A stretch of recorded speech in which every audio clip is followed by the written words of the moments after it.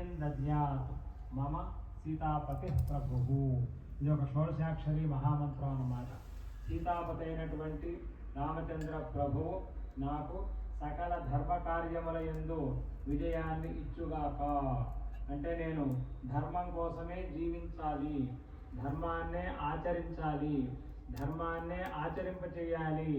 అంటే అటువంటి శక్తిని నాకు రామచంద్ర ప్రభు సీతాపతి అయినటువంటి, ఎందుకంటే ఆయనకి సీతాపతి అని కనుక అన్నట్లయితే మహదానందంట. ఎందుకంటే ఎక్కడైతే విష్ణుమూర్తి అవతరిస్తాడో నిత్యానపాయనైనటువంటి అమ్మవారు కూడా అక్కడికి తప్పకుండా అక్కడే ఉంటుందిట. అందుకనే ఆయన రాముడుగా వస్తే సీతాదేవిగా వస్తుంది, ఆయన కృష్ణుడిగా వస్తే రుక్మిణిగా వస్తుంది, ఆయన శ్రీనివాస ప్రభువుగా వస్తే పద్మావతీదేవిగా వస్తుంది. రాఘవత్వే అభవత్ సీత రుక్మిణి కృష్ణ జన్మని అని అంటారనమాట. కాబట్టి అటువంటి ఆయనకి సీతాపతి అంటే ఎందుకు ఇష్టము అంటే ప్రతినిత్యము కూడాను మనం శ్రీరామ స్తుతి చేస్తున్నాం, శ్రీరామ ప్రార్థన చేస్తున్నాం.